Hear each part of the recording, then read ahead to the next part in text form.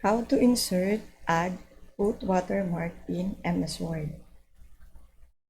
Bali dito po sa MS Word, sa design po, dito po sa taas, click nyo po yung watermark dito po.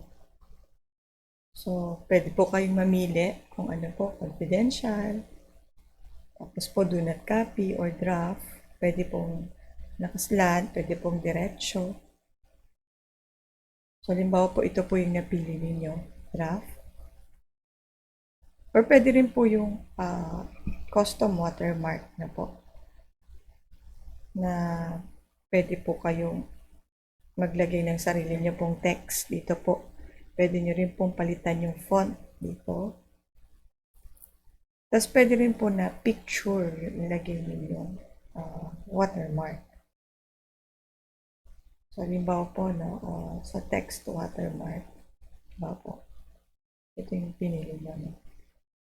So, magiging ganyan na po siya. Meron na po kayo watermark.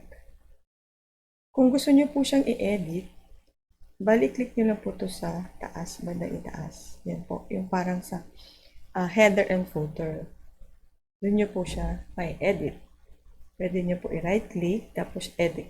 Edit nyo po yung text. Po, gusto nyo do not copy. Yan. Tapos po, pwede nyo rin siyang palitan ng kulay. Gusto nyo kulay blue. Yan. Yan po. Ganyan siya. So, pag okay na po sa inyo yan, lagyan close lang po. Okay po? So, ganun lang po siya. Pag in-edit nyo po siya, pwede rin pong click nyo lang po siyang ganyan. Pwede nyo rin po siyang ikutin kung ano gusto nyo gawin sa kanya. Yan po. Yan. Okay po? Tapos po, pwede nyo rin po siyang i-delete kung ayaw nyo na siya. Click nyo lang din po. Tapos po, delete nyo lang. Yan, wala na po siya watermark. Na po? Sana po ay may natutunan po kayo ulit sa akin at salamat po ulit sa panonood. Thank you po.